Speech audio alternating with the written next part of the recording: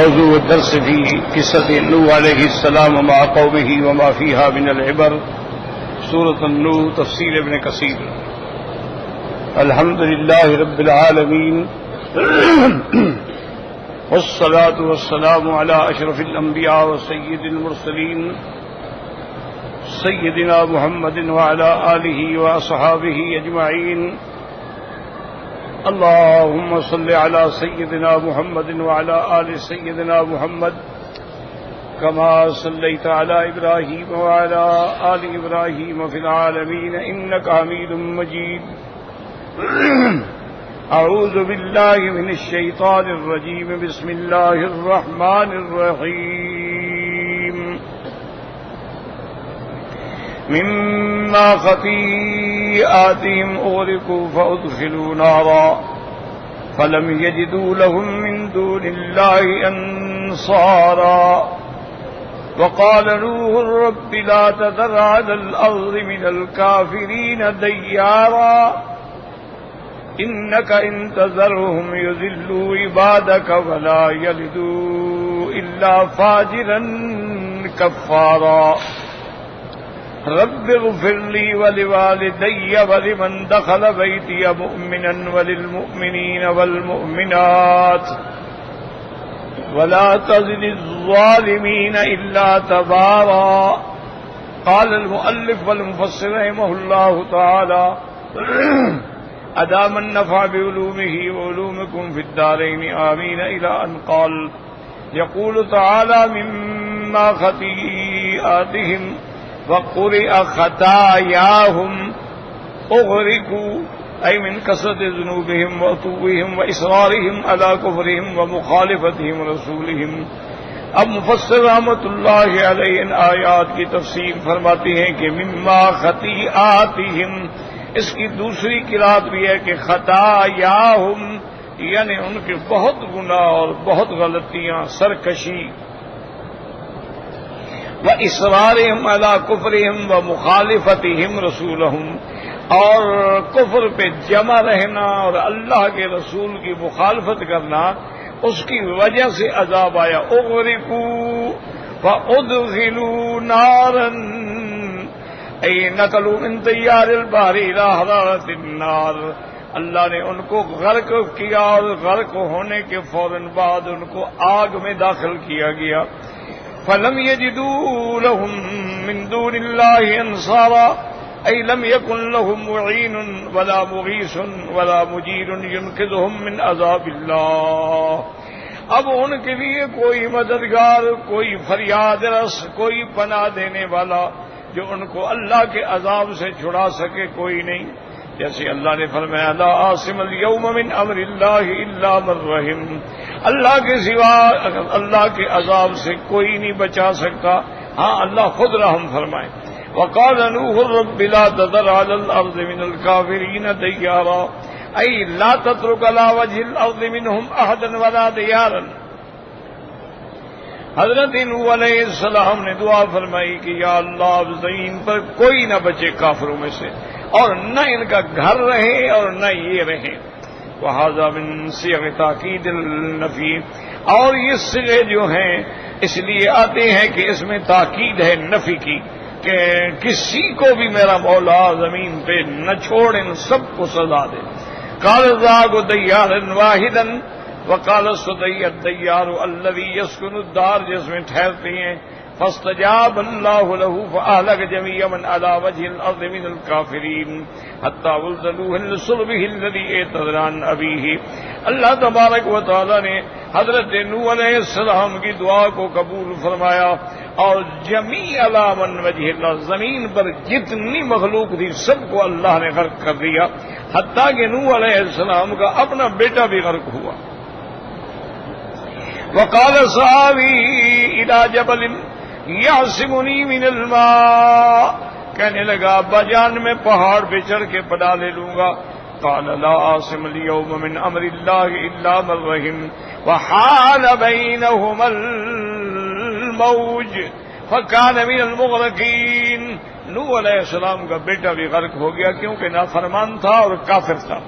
وقال ابن ابی حاتم قرأ على يونس بن عبد الاعلى اخبرنا ابن وهب قال اخبرني شبيب بن سعيد عن ابي الجوزاء عن ابن عباس قال قال رسول الله صلى الله عليه وسلم لو رحم الله من قوم نوح احدا لرحم امرأة لما رأت الماء حملت ولدها ثم صعدت الجبل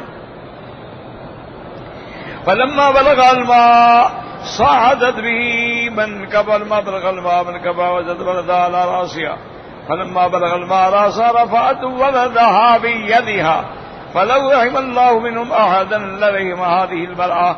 هذا حديث غريب ورجاله ثقات. ونجى الله اصحاب السفينة الذين آمنوا مع نوح عليه السلام وهم الذين امره الله يحملهم بحملهم معه.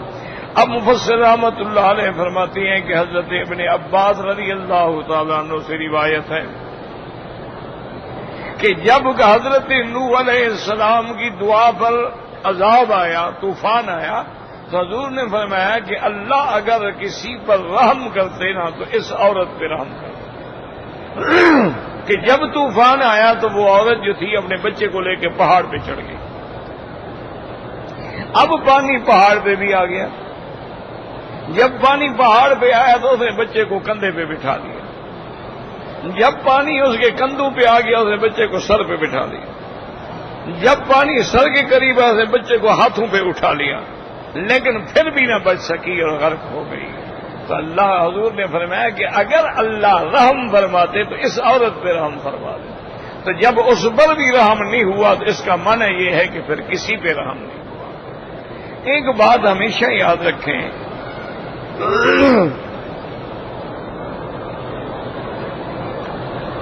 جتنی قومیں گزری ہیں جن کا ذکر اللہ کے قرآن میں ہے، جیسے قوم نوح علیہ السلام، قوم عاد، قوم سمود،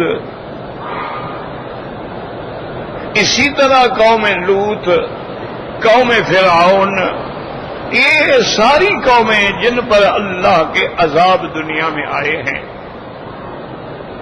سب سے پہلے تو یہ ایک بات کو سمجھ لیں، دماغوں میں بٹھا لیں کہ بڑا مغالطہ لگتا ہے، اور جو اسلام دشمن لوگ ہیں وہ دماغوں میں ڈالتے ہیں دیکھو جی فلاں ملک میں کافر کتنے شان سے رہ رہے ہیں، ان پہ عذاب کیوں نہیں آتا؟ آج پوری دنیا پہ کنٹرول ہے کفر کا، ہر جگہ دیکھیں کافر مسلط ہے، ان پہ یہ عذاب کیوں نہیں آیا؟ تو ایسے شکوک و شبہات ڈالتے ہیں، اور ان کے سامنے جب یہ واقعات رکھے جاتے ہیں تو وہ کہتے ہیں کہ نہیں یہ اللہ کا عذاب نہیں تھا، یہ ایسے اسباب ہیں. دنیا میں طوفان آتے ہیں، بڑے بڑے طوفان آتے ہیں، شہروں کے شہر غرق ہو جاتے ہیں. تو طوفان تو اب بھی آ رہے ہیں، زلزلے آتے ہیں، شہروں کے شہر زمینوں میں دھنس جاتے ہیں. وہ کہتے ہیں یہ اللہ کا عذاب نہیں ہے بلکہ یہ حوادث دہر ہیں، یعنی دنیا میں ایسے حادثے ہوتے رہتے ہیں.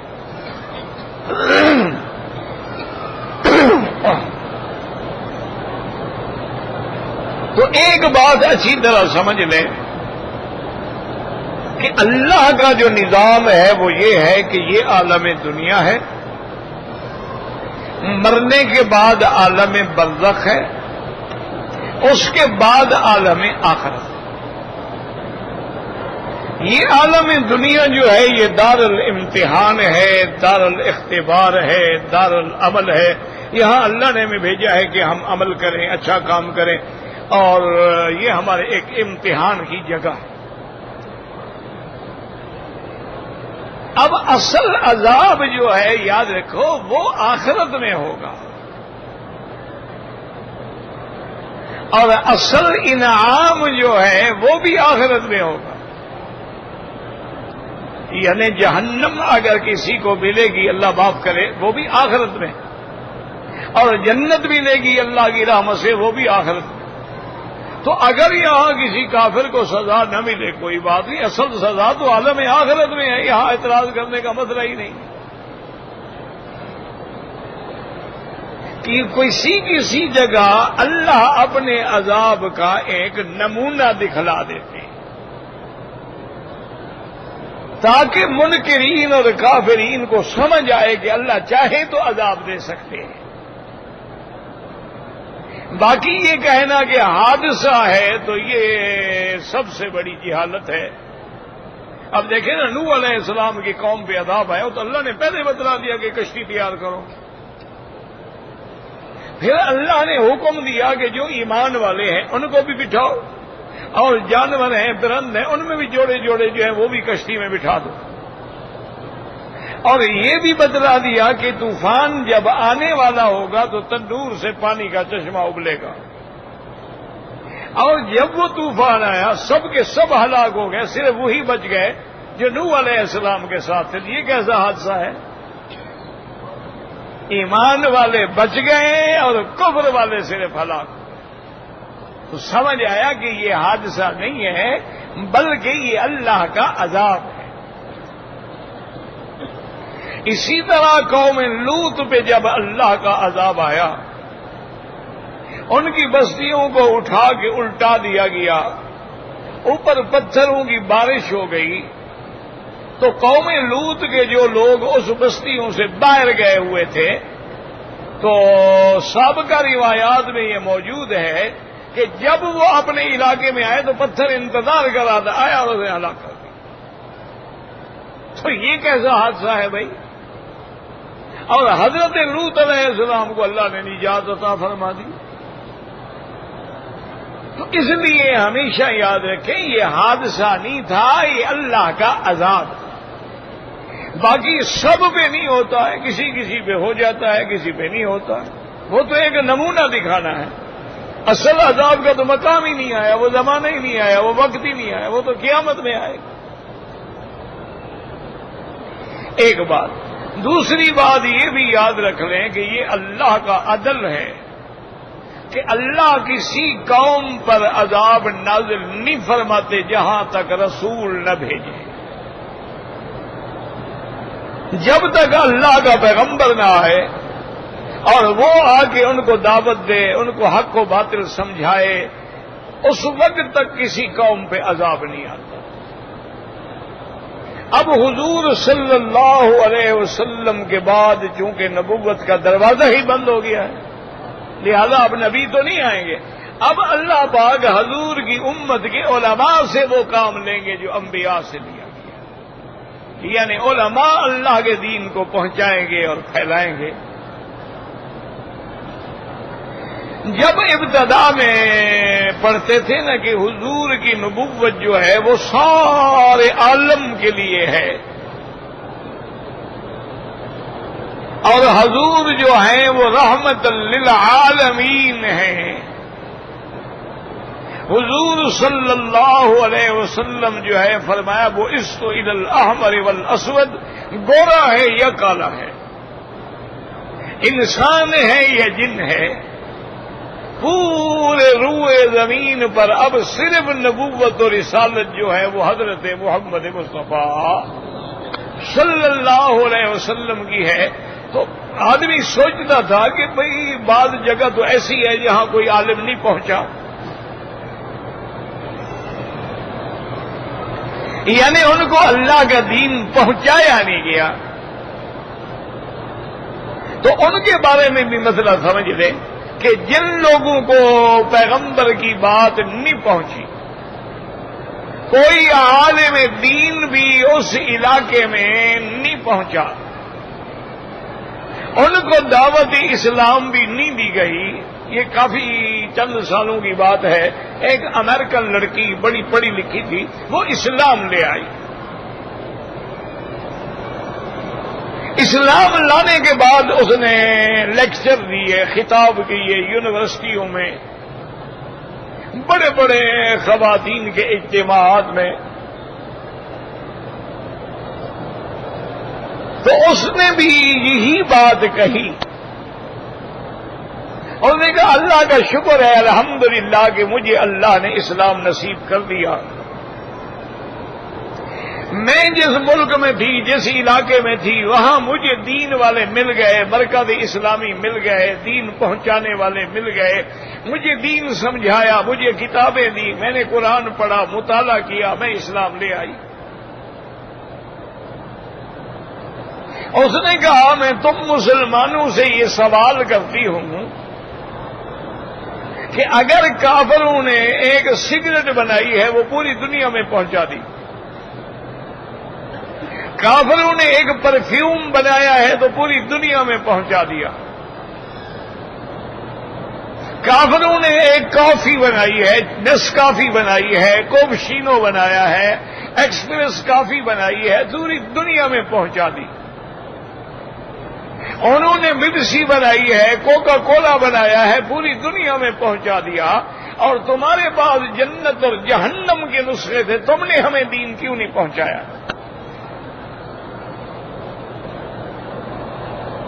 اس نے کہا میں اس لیے وقت کے علماء سے پوچھتی ہوں کہ میرا ماں باپ کافر ہو کے مر گئے تو جیسے مجھے دین پہنچایا گیا، اگر میرے ماں باپ کو بھی پہنچایا جاتا تو وہ بھی جہنم میں جلنے سے بچ جاتے، تو مجرم کون ہے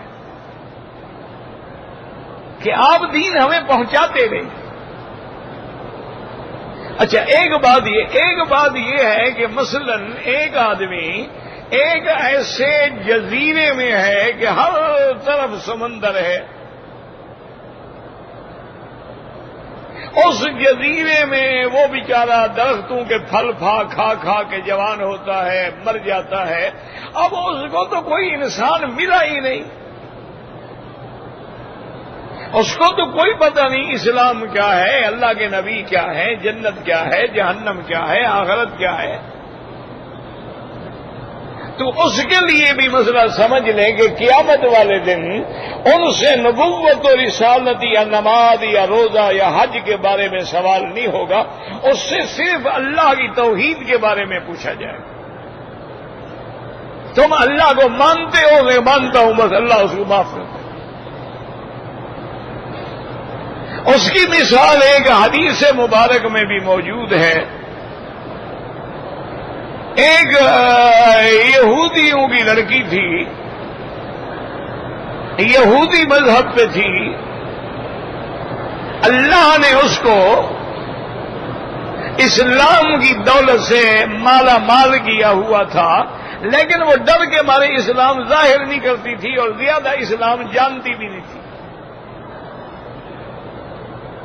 حضور صلی اللہ علیہ وسلم کو پتہ چلا کہ وہ لڑکی بیمار ہے، مریض ہے، اور اندیشہ ہے کہ وہ مر جائے گی۔ حضور پاک اس کے گھر میں گئے، ان کے والدین سے پوچھا کہ بھی تمہاری بچی بیمار ہے، میں اس کو عیادت کے لیے آیا ہوں، دعا کرنے کے لیے آیا ہوں۔ انہوں نے کہا جی ٹھیک ہے، بالکل تشریف لائے۔ آپ اندر گئے تو آپ نے اس سے پوچھا کہ این اللہ، اللہ کہاں ہے؟ اشارہ کیا۔ حضور نے دوسرا سوال فرمایا کہ من آنا، میں کون ہوں؟ انہوں نے کہا رسول اللہ، آپ اللہ کے رسول ہیں۔ تو حضور پاک نے ان کے والدین سے کہا انہا مؤمنۃ، یہ ایمان والی لڑکی ہے، اب ان سے تمہارا کوئی تعلق نہیں، اب اس کا باپ محمد مصطفیٰ صلی اللہ علیہ وسلم۔ تو اگر دین نہ پہنچے تو صرف توحید کا سوال ہوگا، اگر دین پہنچ جائے گا تو پھر تینی چیزوں کا سوال ہوگا کہ من ربوں کا، ما دینوں کا، ما تقول فی حق ھذا الرجل۔ اچھی طرح دماغوں میں مسئلے بٹھا لیا کریں، اور اسی طرح یہ بھی تاریخ عالم اٹھا کے دیکھ لیں، اللہ نے کافروں کو بھی محض کافر ہونے کی بنا پہ دنیا میں سزا نہیں دی کہ بھئی یہ کافر ہے تو اس کو سزا ملے۔ کافر ہے، اس کا بندہ ہے، مخلوق ہے اس کی، جیسے آپ مسلمان اللہ کی مخلوق ہے، کافر کس کی مخلوق ہے؟ اللہ کی مخلوق ہے، اللہ کے مملوک ہے۔ تو اللہ نے کبھی کافروں کو صرف کفر کی وجہ پہ سزا نہیں دی، کافروں نے جب کفر کے ساتھ جرائم کا ارتکاب کیا، کافروں نے کفر کے ساتھ جب فساد فی الارض کھڑا کیا، کافروں نے کفر کے ساتھ جیسے فرعون نے 70,000 بچوں کو ذبح کر دیا، کافروں نے کفر کے ساتھ جیسے قوم لوط نے لڑکوں سے بدفعلی کی بری رسم ایجاد کر دی، کافروں نے جب غرور اور تکبر کے یعنی جب جرائم کی آماد جگہ بنے پھر اللہ کا عذاب، صرف کافر ہونے کی وجہ سے عذاب نہیں آتا، وہ تو انسان ہے۔ اب دیکھیں نا، بارش برسے گی مسلمان کے گھر میں بھی برسے گی، کافر کے گھر میں بھی برسے گی، اگر ٹھنڈی ہوا چلے گی مسلمان کو بھی لگے گی، کافر کو بھی لگے گی، اگر اولاد ہے مومن کو بھی ملے گی، کافر کو بھی ملے گی، صحت ہے، بیماری ہے، مومن کے لیے بھی ہے، کافر کے لیے بھی ہے۔ یہ نظام عالم ہے، وہ بادشاہوں کا بادشاہ ہے، اس کی ساری مخلوق ہے۔ اسی وجہ سے صحیح حدیث میں آتا ہے کہ ایک عورت تھی اور فاحشہ تھی، طوائف تھی، ساری زندگی اور جوانی جس کی جو ہے گناہوں میں گزر گئی، سیاحت کرتے ہوئے کسی بیچاری صحرا میں بھٹک گئی، پیاس لگی اور صحرا میں جیسے کچے کنویں بنے ہوئے ہوتے ہیں، گڑھا کھود لیا، پانی نکل آیا، فائدہ اٹھایا، قافلے چلے گئے۔ اس کو بھی انتہا پیاس لگی تھی، اس نے دیکھا کہ ایک کچا کنواں ہے، وہاں آنے کے بعد اب حیران ہو گئی کہ نہ رسی ہے، نہ ڈول ہے، نہ برتن ہے، نہ نیچے اترنے کا کوئی راستہ ہے، اب میں کیا کروں؟ تو اس نے یہ کیا کہ اپنا جوتا اتار لیا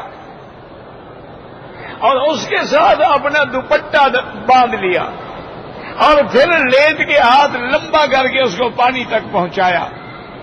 اس جوتے کے اندر جتنا پانی آ گیا جب کھینچ لیا تو حدیث میں لفظ ہے کہ والکلب یلحس علی طرفہ، دیکھا کہ کنویں کے کنارے پر ایک کتا جو ہے وہ بھی زبان نکالے پیاس سے تڑپ رہا ہے۔ اس نے کہا میں تو چلو انسان ہوں نا، میں پھر اور نکال لوں گی، وہ پانی اس نے کتے کے منہ میں ڈال دیا۔ اسی طرح اور نکالو، جب کتے کو پانی مل گیا تو کتا کھڑا ہو گیا، تندرست ہو گیا، اب اس نے پانی پیا تو اب جب جانے لگی تو آواز آئی کہ تم میری بندی ہو اور تم نے میری مخلوق پہ رحم کیا، جاؤ میں نے تمہارے اوپر رحم کیا، تمہارے سارے گناہ معاف کر دیے۔ اب کیوں؟ کتے بھی تو اللہ کی مخلوق ہے نا۔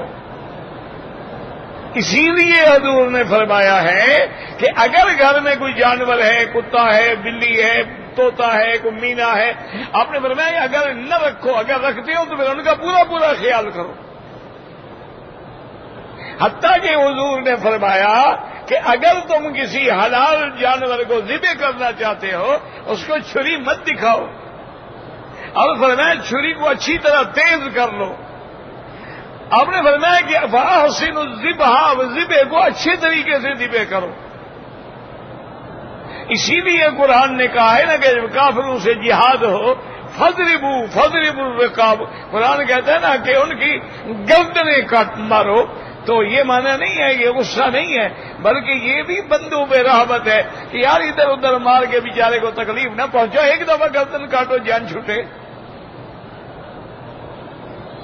تو اس لیے اسلام یعنی اللہ کی تو ساری مخلوق ہے، وہ ماننے یا نہ ماننے اللہ سب کو رزق دیتے ہیں۔ حضرت سیدنا موسیٰ علیہ السلام کے زمانے میں روایات اسرائیلیہ ہیں جن کا اعتبار نہیں ہوتا، محض معلومات کے لیے علماء لکھ دیتے ہیں۔ انہوں نے اللہ سے درخواست کی کہ مولا تو رزاق ہے، ساری دنیا کو رزق تیری دینا تیری شان ہے، میرا ایمان ہے، لیکن اس بستی کے ارزاق جو ہے نا ان کے تقسیم کرنے کا اختیار مجھے دے دیں۔ اللہ نے فرمایا ٹھیک ہے۔ اب سارے ارزاق بھی مہیا کر دیے گئے۔ حضرت موسیٰ علیہ السلام نے حکم دیا ابھی فرشتے بناؤ، اس آدمی کے گھر میں کتنے بندے ہیں، کتنے ہیں، 5 ہیں، 10 ہیں، 8 ہیں، 4 ہیں، ان کا راشن بناؤ مہینے کا اور سب کے گھر میں پہنچا دو۔ اب لوگ بڑے خوش ہیں کہ جی یکم تاریخ آئی اور مہینے کا راشن مل گیا. رات کو سیدنا موسیٰ علیہ السلام گشت فرما رہے تھے. ایک گھر سے آواز آئی گانے کی. آپ کو شبہ ہوا, آپ نے حکم دیا, دروازہ کھولا گیا, اندر گئے تو ایک آدمی شراب پی رہا ہے اور گانے گا رہا ہے اور نشے میں ہے. آپ نے فرمایا دیکھو خبردار, آج کے بعد تم یہ ساری حرکتیں چھوڑ دو ورنہ تیرا راشن بند کر دیا جائے گا. اور نے کہا جی میری توبہ. چند دنوں کے بعد حضرت موسیٰ علیہ السلام نے پھر خبر کی, وہ پھر پی رہا ہے, اسی طرح گانے بھی گا رہا ہے. آپ نے فرمایا بدبخت, میں نے تجھے نہیں کہا تھا کہ تم ایسا نہ کر, آج کے بعد تیرا راشن بند. اس نے کہا جی ٹھیک ہے تم کریے.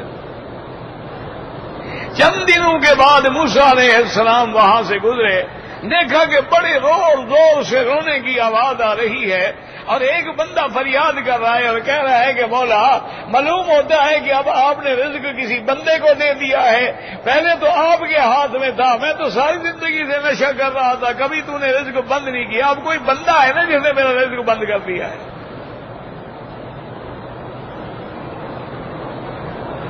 موسیٰ علیہ السلام گھبرا گئے. انہوں نے کہا یا اللہ آپ ہی رازق ہیں, کوئی دنیا میں انسان رازق نہیں بن سکتا. یہ تیرا کرم ہے کہ وہ نافرمانی کرتے ہیں تو روزی دیتا, وہ گناہ کرتے ہیں تو رزق دیتا. میں نے پہلے بھی آپ کو سنایا تھا, شاید کئی دفعہ پرانی بات ہے. ایک دن میرے والد حضرت شیخ خیر محمد رحمت اللہ علیہ ہم بیٹھے تھے. وہ بڑے جلالی آدمی تھے, طبیعت میں جلال زیادہ تھا, تو موڈ بڑا اچھا تھا, خوش بیٹھے ہوئے تھے. مجھے موقع مل گیا, میں مٹھیاں بھر رہا تھا. میں نے کہا ابا جان بات یہ ہے کہ الحمدللہ آپ کو بڑے بڑے علماء اور بڑے بڑے مشائخ اور بڑے بڑے اولیاء کی صحبت نصیب ہوئی ہے. ہم تو ایک آج طالب رہے, ہمیں بھی مہربانی کر کے کوئی تسخیر کا عمل بتلا دیں, کوئی وظیفہ بتلائیں کہ ہمیں بھی پیسے ملے. تو والد صاحب لیٹے ہوئے تھے نا, غصے میں اٹھ کے بیٹھ گئے, کہنے لگے شرم نہیں آتی, میں سمجھا تھا میرا بیٹا عالم بن گیا ہے, تم تو جاہل ہو. میں تو بڑا خوش تھا کہ مولوی مکی ماشاءاللہ مولوی بن گیا, کتابیں پڑھاتا ہے, عالم ہو گیا ہے. تم تو بڑے جاہل ہو, نیرے جاہل ہو تم. اب میں کیا بول سکتے. کہنے لگے مولوی مکی تمہیں شرم نہیں آتی کہ ایک طوائف ہے جو روزانہ زنا کرتی ہے, زنا کی دعوت دیتی ہے, اللہ کے قانون کی باغی ہے, اس کو یار بھی مل جاتا ہے, نشہ بھی مل جاتا ہے, کپڑے بھی مل جاتے ہیں, تو اللہ رسول کا دین پہنچائے گا, بھوکا مر جائے گا, وظیفے پوچھتے ہو, شرم نہیں آتی. اور تو جب اللہ کا قرآن پہنچائے گا, اللہ کے نبی کی حدیث پہنچے, تمہیں اللہ رزق نہیں دے گا. وظیفہ بتاؤ اور وظیفہ بتاؤ. کہ میں نے کبھی وظیفے نہیں کیے. سب سے بڑا وظیفہ جو ہے اللہ کا قرآن ہے اور حدیث محمد مصطفیٰ ہے. اور والد صاحب رحمت اللہ علیہ کو تو ویسے بھی علامہ انور شاہ کاشمیری محدث تھے جو اپنے زمانے میں رحمت اللہ علیہ نے وظیفہ بھی یہی دیا تھا. انہوں نے کہا تھا مولوی خیر محمد تم مدرس آدمی ہو, تم سے چلے شلے نہیں کاٹے جاتے, نہ وظیفے پڑھے جاتے ہیں. تمہارا وظیفہ یہ ہے قرآن کی ایک آیت اور ایک حدیث رسول اللہ کا روزانہ ترجمہ بیان کر دیا کرو, تو خدا تجھے کبھی محتاج نہیں کرے گا. والد صاحب فرماتے ہم نے عمل شروع کیا, ماشاءاللہ جناب اللہ نے رزق کے دروازے کھول دیے. تو اس لیے ہمیشہ یاد رکھیں اللہ عذاب دیتے ہیں, یہ نمونہ ہے, اصل عذاب آخرت کا عذاب ہے. اب ان کو جب عذاب ہوا ہے, دریا میں غرق ہوئے اور پھر جہنم کی آگ کا نمونہ, اصل جہنم میں کوئی داخل نہیں ہوتا, وہ آخرت کے بعد داخل ہوگا. وقوله تبارك وتعالى إنك إن تذرهم يضلوا عبادك اے انک ان ابقیت منهم احدا اضلوا عبادک الذین تخلفهم بعدهم. اللہ کے پیغمبر نے کہا میرا مولا اگر آپ نے ان کو چھوڑ دیا یہ بچ گئے جو تیرے بندے ہیں بعد میں ان کو بھی گمراہ کریں گے. ولا يلدوا الا فاجرا كفارا اي فاجرا في الاعمال كافر القلب وذلك لخبرته بهم ومكثه بين اظهرهم 50 عاما. اور میرا اللہ آگے ان کی اولادیں بھی نہیں ہوں گی مگر فاجر ہوں گے اعمال میں اور کافر ہوں گے بے اعتبار قلب کے. اور یہ کیسے آپ نے خبر دی کہ ان کی آنے والی نسلیں بھی کافر فاجر ہوں گی. اب مفسر فرماتے ہیں وذلك لخبرته آپ کا تجربہ تھا چونکہ آپ نے اس امت کے اندر 950 سال گزارے تھے. یہ علم غیب نہیں تھا یہ تجربہ تھا. رب اغفر لی ولوالدی ولمن دخل بیتی مؤمنا وللمؤمنین والمؤمنات. کالذاویان مسجدی حضرت ضحاک رحمۃ اللہ علیہ فرماتے ہیں بیتی سے مراد ہے کہ جو لوگ میری مسجد میں آ گئے ایمان کے ساتھ اللہ ان کو بچا لے. بلا مانع من حمل الآیت الى ظاہرها والنودع لكل من دخل منزله.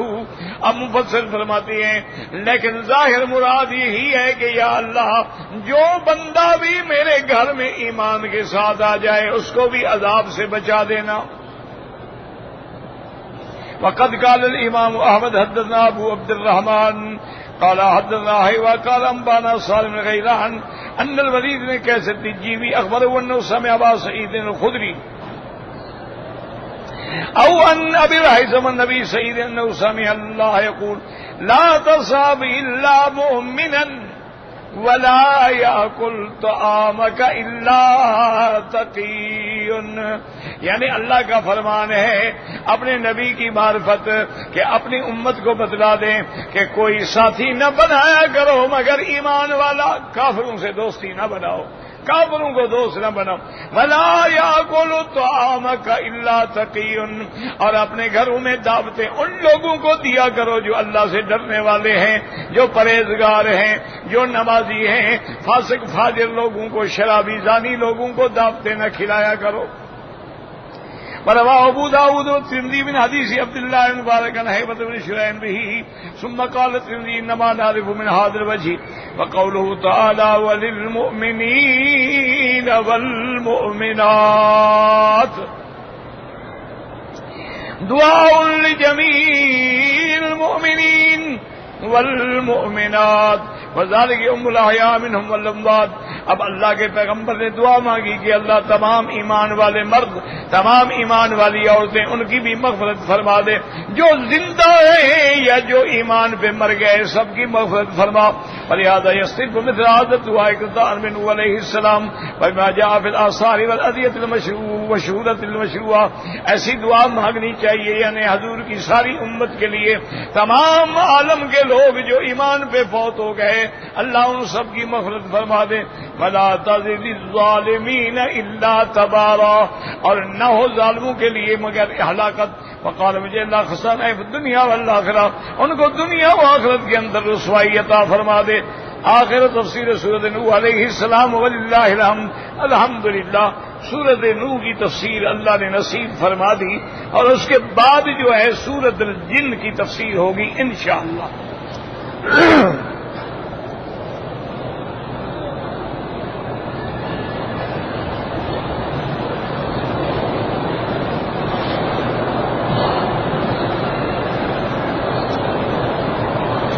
کہتے جی کہ میں نے 5 سال پہلے عمرہ کیا تھا. صفا مروہ دوڑنے کے بعد سر منڈانا جو ہے وہ بھول گیا. ماشاءاللہ بڑے جلدی پوچھ رہے ہو مسئلہ. 4-5 سال اور بھی ٹھہر جاتے نا. تو بہرحال اب بھی سر منڈا کے دم بھی ادا کرو اور توبہ بھی ادا کرو کہ اتنے عرصے میں خدا جانے تم نے کتنی غلطیاں کی. تم تو احرام میں ہو. جب تک سر نہ مڈایا جائے بندہ احرام سے نہیں نکلتا چاہے سال گزر جائے.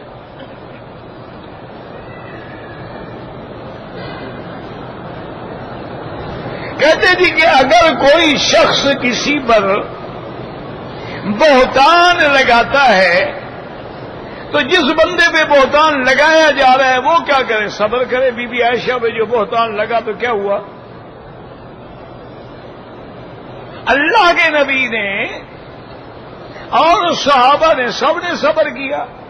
وہ تو حد قذف کے لیے اللہ نے حکم دیا ہے کہ بہتان لگانے والے جو ہیں، تہمت لگانے والے کو 80 کوڑے مارے جائیں گے، لیکن وہ تب ہے جب اسلام کی عدالت ہو، وہاں جا کے تم گواہ بھی پیش کرو، ثابت بھی کر سکو، ورنہ یہ ہے کہ معاملہ اللہ پہ چھوڑ دو، اللہ خود بدلا دیں گے۔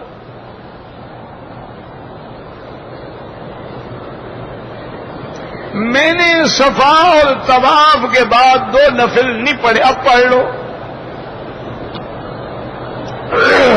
عمرہ کرنے کے بعد حج فرض نہیں ہوتا ہے۔ بھئی یار رکھو بات، ایک تو عمرہ الگ چیز ہے، حج الگ چیز۔ اب اللہ نے ہمارا ذریعہ بنایا، ہم نے 50,000 یا 60,000 یا 80,000 سے عمرہ کر لیا، اب حج تو 3 لاکھ کا ہو گیا۔ ایک بات۔ دوسری بات یہ ہے کہ جب ہم لوگ عمرے کا ویزا لگا کے آئے ہیں، اس میں ہم نے لکھا ہے کہ ہم عمرے پہ جا رہے ہیں، انہوں نے ہمیں 15 دن یا مہینے کی اجازت دی ہے، اب اس سے زیادہ رہنا جو ہے وہ اسلام کے بھی خلاف، نظام کے بھی خلاف، اور ہم یہاں غیر قانونی رہ بھی نہیں سکتے، حج کیسے کریں؟ تو لہذا آپ چلے جائیں، اگر اللہ نے پھر اسباب پیدا کر دیے حج کر لیں، عمرے سے حج نہیں فرض ہو جاتا۔ حج صاحب استطاعت پہ، ایک آدمی دولت والا عمرہ نہیں کیا تب بھی حج فرض ہے۔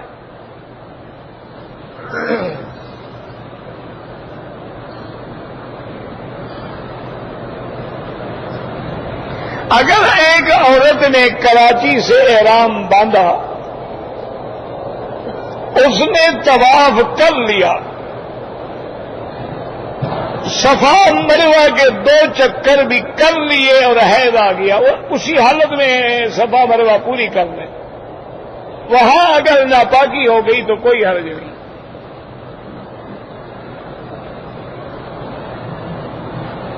میرا بھائی، جہاں تک تعویذ لکھنے کا تعلق ہے، صحیح حدیث مبارک میں حضور پاک نے تمائم سے منع فرمایا ہے، اور تمائم کہتی ہیں جو اس زمانے میں کافر لوگ لکھتے تھے، راہب لکھتے تھے، یہودی لکھتے تھے، نصرانی لکھتے تھے، اور ان میں عبرانی اور سریانی اور اس طرح لکیریں اور ہند سے اور ایسی چیزیں ہوتی تھی جن کا پتہ بھی نہیں ہے، ان کے حرام ہونے میں تو کسی کا اختلاف ہی نہیں کہ وہ بالکل حرام ہے، خدا جانے اس میں شرک کی کوئی بات لکھی ہوئی ہو، ہمیں کیا پتا۔ جہاں تک قرآن کی آیت ہے یا حدیث رسول اللہ میں وہ بات ہے، اس میں بھی افضل یہ ہے کہ پڑھ کے دم کر کے اس کے بدن پہ پھیر دیں، پانی پہ دم کر کے دے دیں، اس کو پلا دیں، اس میں بھی کوئی اختلاف نہیں۔ لیکن بعض علماء اور بڑے بڑے محقق علماء یہ کہتے ہیں کہ بھئی اگر قرآن ہے یا حدیث کی کوئی دعا مبارک ہے یا رقیہ ہے، وہ لکھ کے بھی گلے میں لٹکا دے تو کوئی حرج نہیں، لیکن افضل یہی ہے کہ بچنے کی کوشش کرو۔ اس کی وجہ یہ ہے جب تھوڑی سی بندے کو اجازت ملتی ہے نا، پھر آگے بڑھ جاتا ہے۔ آپ دیکھیں نا، ابھی اگر بس میں بیٹھے ہیں، گاڑی میں بیٹھے ہیں، کسی کو کھڑے ہونے کے لیے جگہ دے دو، انشاءاللہ وہ بیٹھ جائے گا، تمہیں کھڑا ہونا پڑے گا۔ تو اس لیے علماء کہتے ہیں کہ ان چیزوں سے منع کیا جائے تو بہتر ہے۔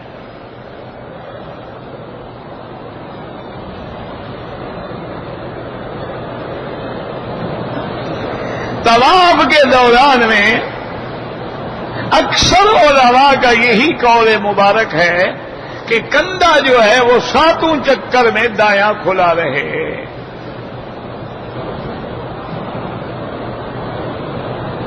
کہتے جی کہ وتر کی 1 رکعت بھی ادا ہوتی ہے۔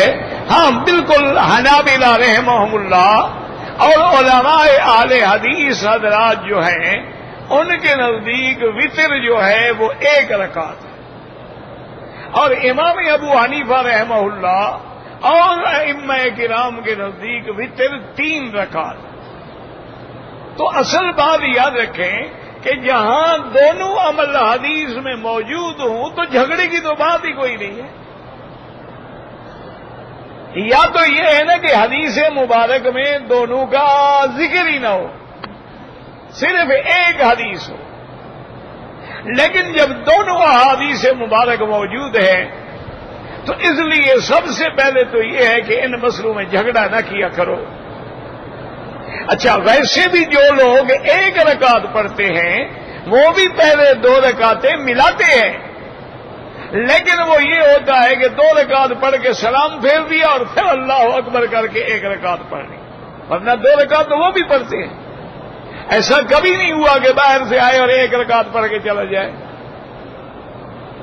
اور احناف کے نزدیک یہ ہے کہ 3 رکعتیں پڑھے، اور ایک حدیث میں لفظ بھی ہے مغرب کی نماز کی طرح، تو معنی یہ ہے کہ 1 سلام سے پڑھے، اور جو حدیث مبارک یعنی مفہوم سے سمجھ آتا ہے وہ بھی یہی 3 سمجھ آتے ہیں کہ حضور پاک نے اتنا بھی بتلا دیا کہ افضل یہ ہے کہ پہلی رکعت میں آدمی جو ہے سبح اسم ربک الاعلی پڑھے، اور دوسری رکعت میں قل یا ایھا الکافرون پڑھے، اور تیسری رکعت میں قل ھو اللہ احد پڑھے۔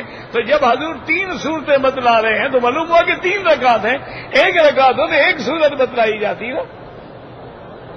تو لہذا دلائل کے اعتبار سے دونوں طرف دلائل موجود ہیں، کسی سے جھگڑا نہ کریں، کسی سے لڑائی نہ کریں۔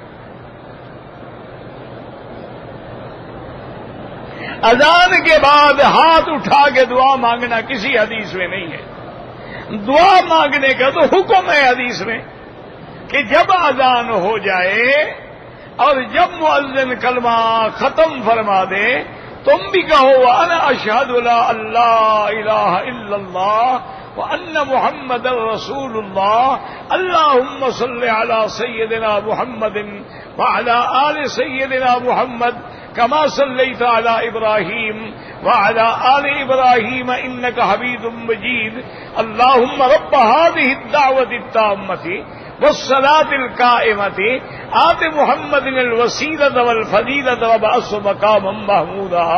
حضور نے فرمایا یہ دعا کرو، اور ساتھ کتنی بڑی خوشخبری ہے، فرمایا جو میرے لیے دعا کرے گا میں بھی اس کی شفاعت کروں گا صلی اللہ۔ تو دعا میں تو شک ہی نہیں، لیکن ہاتھ اٹھانے کا کوئی حکم نہیں۔ ویسے ایک مسئلہ ہمیشہ یاد رکھو، دعا میں بغیر ہاتھ اٹھانے کے بھی دعا ثابت ہے، ہاتھ اٹھا کر دعا مانگنا بھی ثابت ہے، لمبے ہاتھ کر کے اٹھا کے بھی مانگنا ثابت ہے۔ لہذا یہ مسئلے جھگڑے کے نہیں ہیں، کبھی ہاتھ اٹھا لیا کبھی نہ اٹھایا، بس۔ اب ہم نے تو ضد کر لیا ہے نا،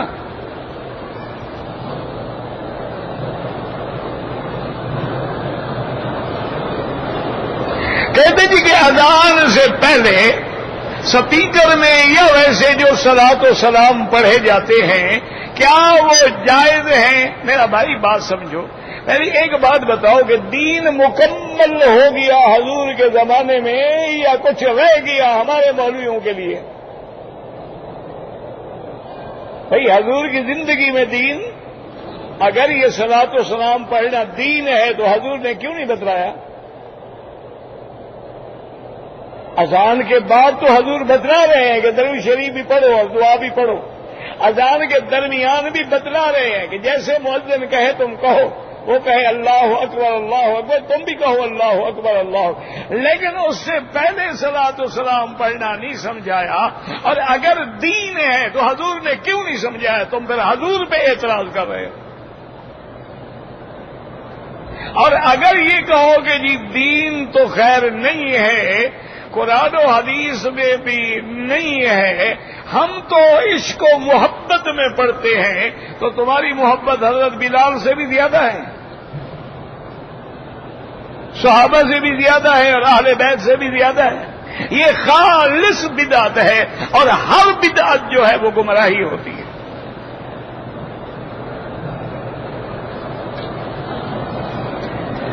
نماز فجر اور عصر کے بعد جو حنفی حضرات ہیں وہ نماز نہ پڑھے، اگر شافعی اور حنفی ہیں پڑھ لیا کرے۔ نماز جنازہ میں امام ابو حنیفہ رحمت اللہ علیہ کے نزدیک فاتحہ نہیں ہے، پہلی تکبیر کے بعد ثنا ہے، اس کے بعد درود ہے اور اس کے بعد دعا ہے۔ ان کے نزدیک جنازہ نماز ہی نہیں ہے، وہ کہتی ہیں تو دعا ہے، کوئی نماز بغیر رکوع اور سجود کے نہیں ہوتی ہے۔ لیکن امام احمد ابن حنبل رحمت اللہ علیہ اور امام شافعی رحمت اللہ علیہ کے نزدیک چونکہ یہ نماز ہے، لہذا پہلی تکبیر کے بعد فاتحہ پڑھتے ہیں اور دوسری میں درود اور اس کے بعد دعا۔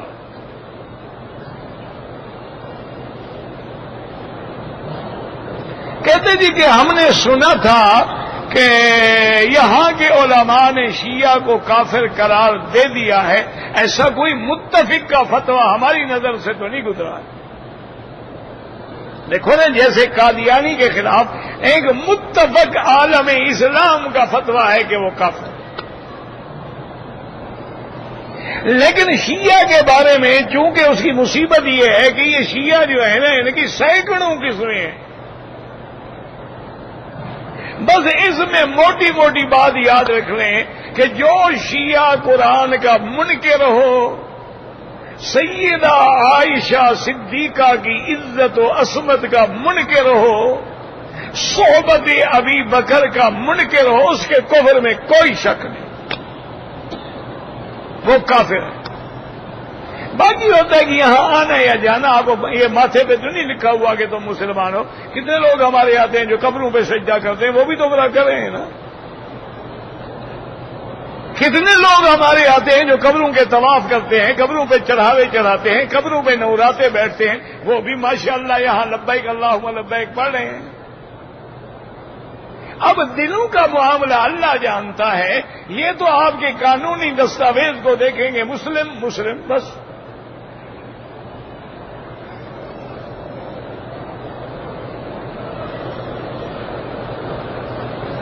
گزارش یہ ہے کہ کچھ لوگ جو حیات انبیاء کے قائل ہیں وہ بھی غلو میں آ گئے۔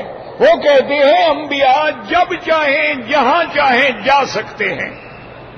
وہ کہتی ہیں نعوذ باللہ انبیاء علیہم السلام پہ ان کی ازواج مطہرات بھی پیش ہوتی ہیں، تو یہ بھی تو پٹری سے اتر گیا۔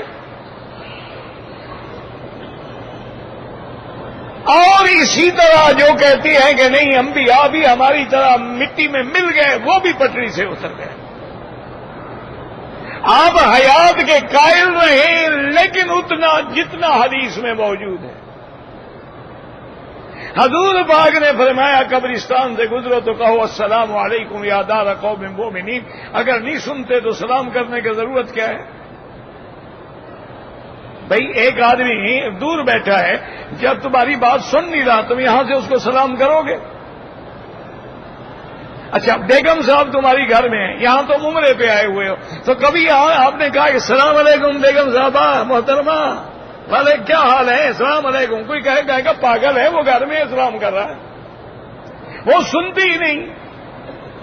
تو جب حضور نے فرمایا سلام کہو تو مانا ہے کہ بہرحال اللہ انہیں سنواتے ہیں۔ اور اسی طرح حضور نے فرمایا کہ میں نے دیکھا موسیٰ علیہ السلام قبر میں نماز پڑھ رہے ہیں، ہمارا ایمان ہے۔ اسی طرح حدیث میں ہے کہ 1,24,000 پیغمبر نے حضور کی اقتداء میں نماز پڑھی ہے، ہمارا ایمان ہے۔ تو جتنا قرآن حدیث میں ہے اس سے نہ آگے بڑھو نہ پیچھے۔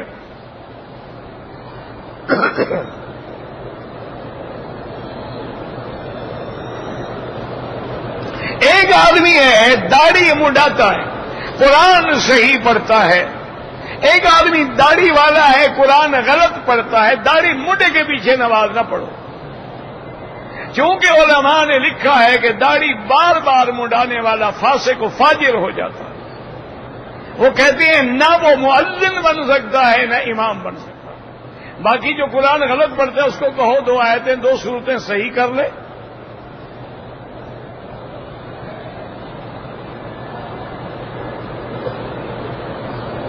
عورتیں تمام میں دھکے دیتی ہے، اللہ ہدایت دے، اور کیا کر سکتے ہیں؟ یہاں کے ہوٹلوں میں جو گوشت پکتا ہے مجھے کیا پتا کہاں سے آتا ہے.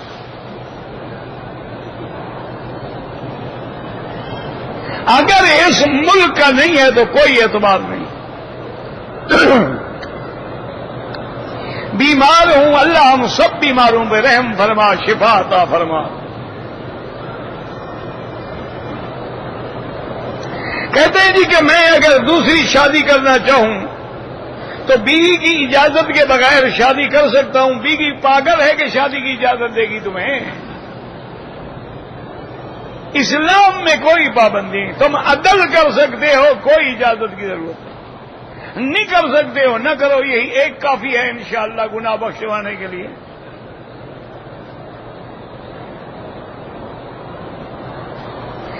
انگلی سے کوئی اشارہ نہیں کریں گے کہ فی حق ھذا الرجل. کون فرشتہ انگلی سے اشارہ کرے گا؟ کہاں لکھا ہوا ہے ان ھذا القرآن یہدی للتی ہی اقوم؟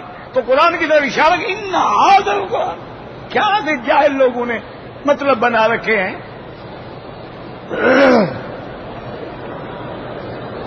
یہ تو ناوی کہتا ہے ھذا للقریب وذالک للبعید وذاک للمتوسط، لیکن قرآن قاعدوں کے تابع تو نہیں ہے. قرآن کہتے ہیں الف لام میم ذالک الکتاب. تو کتاب تو موجود ہے، ذالک کیسے آ گیا؟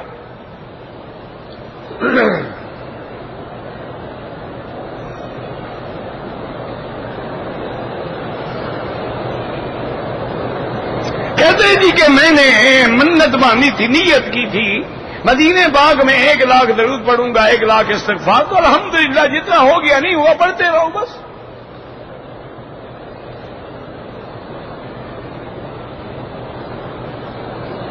وضو کر کے اگر کپڑے پہنے جائیں تو لوگ کہتے ہیں کہ وہ پہلا وضو ٹوٹ گیا. ماشاءاللہ کیوں ٹوٹ گیا جناب؟ وہ کپڑے میں اٹکا ہوا تھا، بندہ کھڑا تھا. جب ہم نے کپڑے اتارے وضو بھاگ گیا ہمارا. پتہ نہیں کہاں سے مسئلے گھڑتے ہیں. مولوی مکی مفت مل گیا، ٹھیک ہے بھائی، رگڑا لگا ہی رکھو.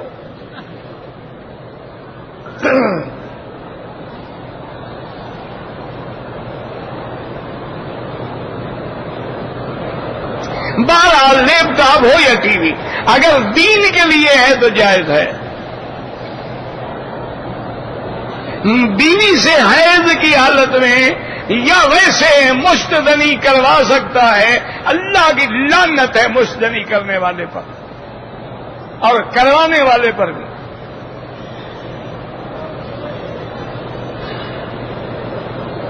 الوداع طواف کرنے کے بعد بیوی کو حیض آ گیا ہے، روانگی ہے، کوئی بات نہیں. عمرے کے لیے طواف الوداع واجب ہی نہیں.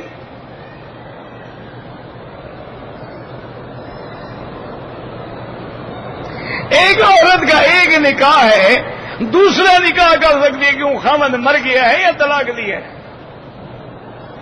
جب تک وہ طلاق نہ دے یا مر نہ جائے نکاح نہیں کر سکتی.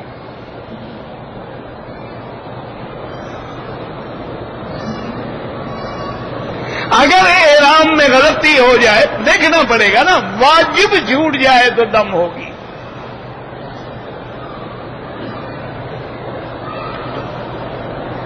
مرد اور عورت کی نماز کے لیے یہ دلیل نہیں ہو سکتی کہ سلو کما رہے تو منہ نہیں اسلی. تو مرد امام بھی بنتا ہے، عورت کو کیوں نہیں بناتے ہو؟ اگر اس حدیث سے استدلال کرنا ہے مرد کی اول صف افضل ہے، عورت کی آخر پھر کیوں ہے؟ اس کو اول صف میں کھڑا کرو. ماشاءاللہ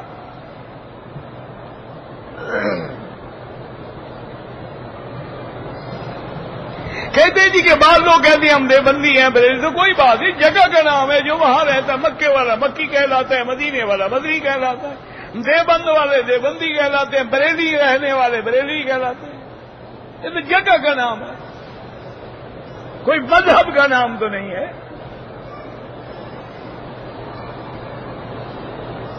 غیر اللہ کا وسیلہ بالکل شرک ہے.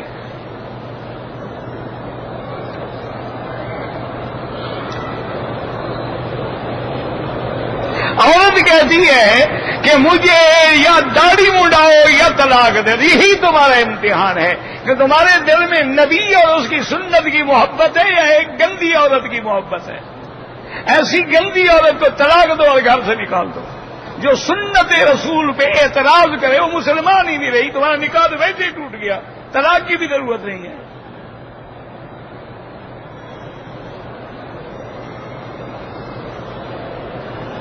ایک عورت نے عمرہ کیا، طواف کر لیا، صفا مروہ میں ایک چکر کیا، دم پڑ گئی۔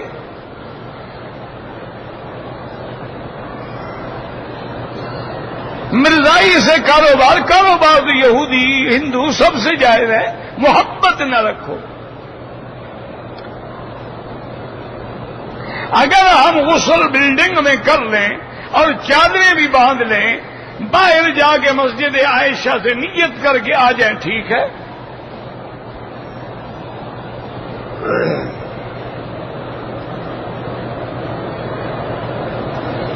اگر طواف کے تیسرے یا دوسرے چکر میں نماز کھڑی ہو جائے، نماز پڑھو، سلام پھرتے ہی وہاں سے طواف مکمل کرو۔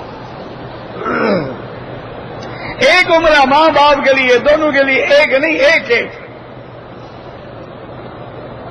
اگر عمرے کا طواف کر لینے کے بعد 15-20 منٹ کے بعد صفا مروہ دوڑے، چاہے گھنٹے کے بعد دوڑے، 2 گھنٹے کے بعد دوڑے، رات گزار کے دوڑ لے، رہے گا احرام میں۔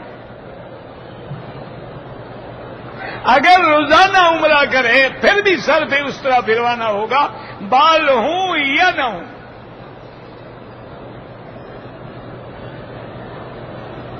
عورتوں کے لیے افضل یہ ہے کہ گھر میں نماز پڑھیں، لیکن اگر حرم میں بھی آئیں تو کوئی بات نہیں، افضل یہی ہے کہ گھر میں پڑھیں۔ نمازی کے آگے نہ گزریں، مجبوری ہے تو سجدے والی جگہ سے دور ہو کے گزریں۔ لوگوں سے بھیک مانگ کے حج کرنا بالکل ناجائز ہے۔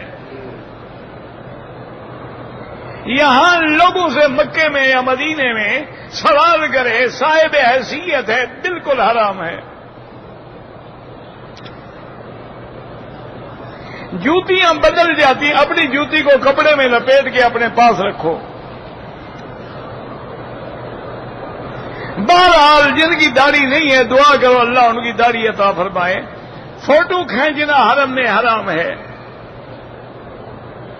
اگر ہمارے رشتہ دار شیعہ ہیں ان کو زکوٰۃ نہ دیں، دوسروں کو دیں۔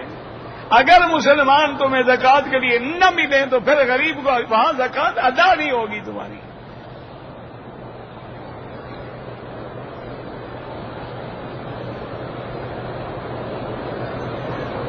اگر ہمیں ایئر لائن میں 40 کلو وزن لے جانے کی اجازت ہے، ہم 30 کلو وزن اور 10 کلو اور زمزم لے جو مرضی ہے لے جاؤ۔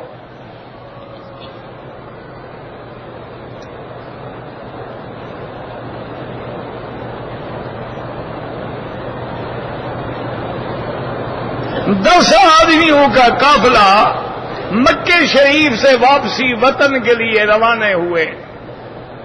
جب ہم پہنچے تو فلائٹ چلی گئی، 10 آدمی مکے واپس آ گئے، کوئی بات نہیں، اچھی بات ہے، اللہ نے تمہیں اور موقع دے دیا ہے، نمازیں پڑھو، طواف کرو۔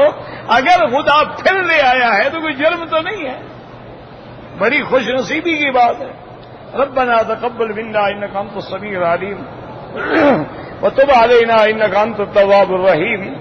اللهم انت ربی لا الہ الا انت الاحد الصمد الفرد الذی لم یلد ولم یولد ولم یکن له کفوا احد۔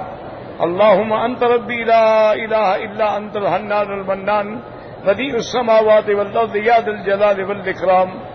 اللهم فرج هم المہمومین، نفس کرب المکروبین، واقض الدین عن المدینین، واشفنا واشف مرضانا ومرضى المسلمین۔ یا اللہ عالم اسلام پہ اپنا رحم فرما، یا اللہ عالم اسلام کی حفاظت فرما، یا اللہ عالم اسلام کی عزت و غلبے کا فیصلہ فرما، یا اللہ کفر کی ذلت کی اور شکست کا فیصلہ فرما، یا اللہ مسلمان جس ملک میں بھی ہیں ان کی جان مال آبرو عزت کی حفاظت فرما، یا اللہ اس بلد الامین کو قیامت تک ہر فتنے سے محفوظ فرما، یا اللہ بیماروں کو شفا عطا فرما، یا اللہ بیماروں کو شفا عطا فرما، یا اللہ اس عاجز کی ظاہری باطنی روحانی جسمانی بیماریاں پریشانیاں دور فرما، یا الہ العالمین بے دینوں کو دین عطا فرما، بے اولادوں کو اولاد عطا فرما، بے روزگاروں کو روزگار عطا فرما، جن کے گھروں میں بچیاں ہیں ان کے رشتے آسان فرما، یا الہ العالمین ہمیں مانگنا بھی نہیں آتا بغیر مانگے عطا فرما، یا الہ العالمین اس بلد الامین کے ثمرات و برکات نصیب فرما، یا اللہ تمام آنے والوں کی جھولیاں اپنی رحمت سے بھر دیں. یا اللہ ہمیں رمضان المبارک کے استقبال کی توفیق عطا فرما اور رمضان المبارک میں قیام و سیام نصیب فرما. اس کے لیے اسباب اور وسائل اور ہمت اور قوت اور طاقت بھی عطا فرما. ربنا آتنا فی الدنیا حسنۃ وفی الآخرۃ حسنۃ وقنا عذاب النار. صلی اللہ تعالی علی خیر خلقہ سیدنا محمد وعلی آلہ وصحبہ اجمعین. اللهم صل على سيدنا محمد وعلى آل سيدنا محمد كما صليت على إبراهيم وعلى آل إبراهيم في العالمين إنك حميد مجيد. دورہ کہتے ہیں ابھی پتہ نہیں کب چلے گا دورہ کوئی شائع کر رہا ہے 50 رکھا ہوا ہے سر تراویح کے لیے رکھا ہے تاکہ قرآن حدیث سب کو سمجھ آئے صحیح طریقے سے.